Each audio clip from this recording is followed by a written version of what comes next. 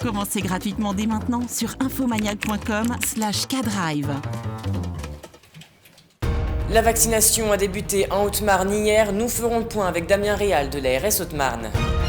Les résidents de l'EHPAD de Gondrecourt ont été vaccinés ce jour. Malgré la crise sanitaire, des concerts se déroulent tout de même, mais en streaming.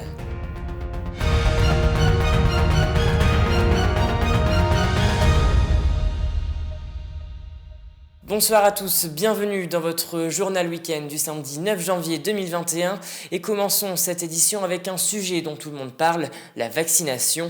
Hier en Haute-Marne, à la préfecture s'est tenue une réunion du Conseil d'orientation de la stratégie vaccinale dans le département. L'objectif était de partager les informations avec les parlementaires et collectivités sur cette stratégie. Et dans le département haut-marnais, la vaccination semble avoir connu une accélération. C'est ce que nous explique Damien Réal, délégué territorial de l'ARS Haute-Marne. On l'écoute.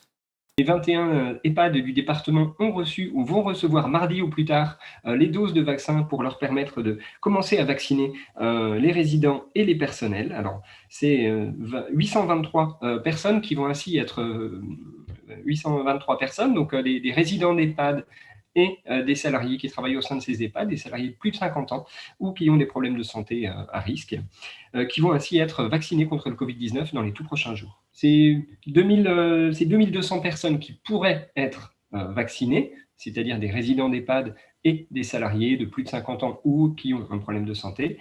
Mais certains ont développé le Covid il y a moins de 3 mois. Certains ont été vaccinés contre autre chose, la grippe par exemple, il y a moins de 3 semaines. Donc là, dans ces cas-là, c'est une contre-indication à une vaccination immédiate. Et certaines personnes n'ont pas donné ou pas encore donné leur consentement. Les EHPAD pilotes devaient recevoir... il va y avoir un écart de temps un peu plus important, mais comme le président de la République a voulu accélérer le calendrier, les deuxièmes ont rattrapé les premiers quasiment, donc on est dans un délai court, mais les EHPAD pilotes ont reçu leur vaccin quelques jours avant le reste des EHPAD du département, mais d'ici mercredi, c'est tous les EHPAD qui auront reçu des doses de vaccin et qui pourront vacciner leurs résidents et leurs personnels les plus fragiles. Et justement, en parlant d'EHPAD pilotes, nous allons dans la Meuse, à Gondrecourt-le-Château, où cet établissement d'hébergement pour personnes âgées dépendantes a débuté la vaccination ce jour auprès des résidents et des personnels soignants. Et dans quelques jours, ce seront tous les EHPAD de la Meuse qui auront vacciné leurs résidents. Regardez ce reportage. 3 EHPAD pilotes de la Meuse ont été désignés pour entamer la campagne de vaccination. L'EHPAD Saint-Charles à Gondrecourt-le-Château en fait partie. Ce samedi, les résidents et les personnels se sont fait vacciner. Une des premières personnes vaccinées a été la directrice de l'établissement. C'est important de se vacciner parce que dans la tranche d'âge autorisée, premièrement. Et deuxièmement, en tant que manager et directrice d'une structure, je pense qu'il faut également montrer l'exemple. Au total, ce sont 58 résidents sur 84 qui ont reçu le vaccin. 13 n'ont pas donné leur consentement et 13 autres avaient des pathologies ou allergies. Du côté du personnel, seulement 10% s'est fait vacciner. C'est cohérent de par le fait que nous travaillons dans un EHPAD et ça me paraît logique de se faire vacciner. Il est vrai qu'on peut se poser la question, mais bon, il faut faire confiance.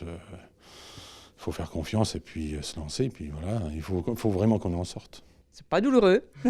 Je rassure tout le monde, c'est absolument pas douloureux. Donc voilà. Je suis déjà une personne à risque et je côtoie beaucoup de personnes à risque. Pour la directrice de l'établissement, ce vaccin va permettre de tourner la page.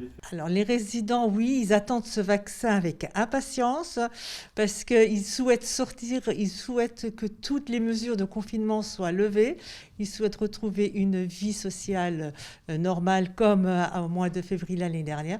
Donc ils étaient très favorables à la vaccination et le taux de vaccination est quand même de près de 70%, ce qui est satisfaisant.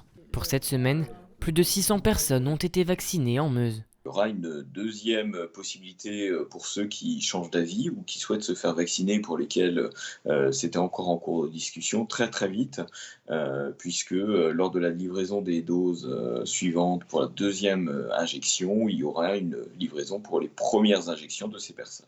La semaine prochaine, l'ensemble des établissements meusiens seront en capacité de vacciner toutes les personnes volontaires. Passons à présent au chiffre du jour, qui est un nombre même puisqu'il s'agit du numéro 100. En effet, c'est le nombre de propositions faites par le CESER, Conseil économique, social et environnemental régional, pour refonder le Grand Est. Il s'agit ici d'une vision stratégique de développement durable de la région, à l'échéance des 5 à 10 années à venir, autour des 3 défis identifiés.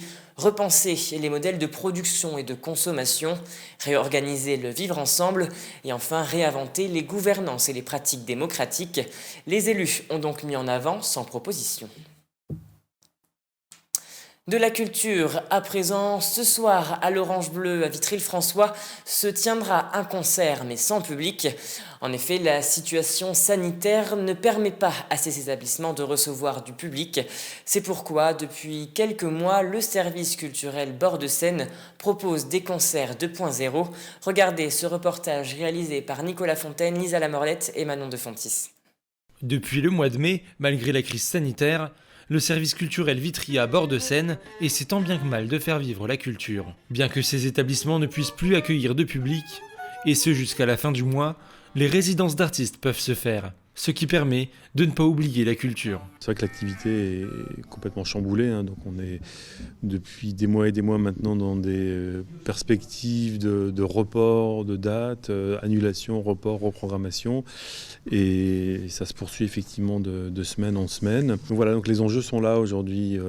Comment rester présent pour nous, structures culturelles, auprès des publics et auprès des artistes dans ces conditions qu'on connaît depuis presque un an maintenant. Cette semaine, c'est le trio Super Ospat qui a posé ses valises à l'Orange Bleu. L'objectif pour les artistes était de préparer un concert diffusé sur Internet. On est toujours là, puisque on continue à avoir de l'activité, à se projeter pour la suite, à réfléchir avec les artistes et les compagnies à des nouveaux formats, donc notamment les formats qui se développent via le numérique, via le streaming. Pour ce concert connecté, 3 musiciens vont mettre les danses populaires à l'honneur. De la polka à la valse, en passant par le zouk love, il y en aura pour tous les goûts. Des musiques interprétées avec des instruments assez originaux. En fait, c'est des instruments qui peuvent se construire assez facilement. Je suis en train de travailler dessus, c'est pas vraiment fini, mais pour que tout le monde puisse se fabriquer avec des petites cartes toutes très simples. Et pour ce faire, il faut laisser part à sa créativité. Pour Armel qui est accordéoniste, on s'est dit le plus simple, c'est de récupérer des vieux claviers d'ordinateur. Et que ça ressemble à l'accordéon, du coup elle joue à peu près de l'accordéon de sa main droite sur un clavier d'ordinateur, donc c'est la récup maximum, quoi. Une fois le son de ces différents instruments mélangés, vous pourrez vous laisser emporter par la mélodie depuis votre salon. La vidéo sera diffusée en direct sur la chaîne YouTube de Bord de Seine ce samedi à 20h30. Samedi soir, ce sera votre meilleure soirée de couvre-feu. Et c'est la fin de cette édition. Merci à tous de l'avoir suivi. Dans un instant, la météo de demain. Très bon week-end à vous. Toute l'actualité qui vous concerne, à voir et ou à revoir, dès maintenant sur puissancetélévision.fr et sur notre application mobile.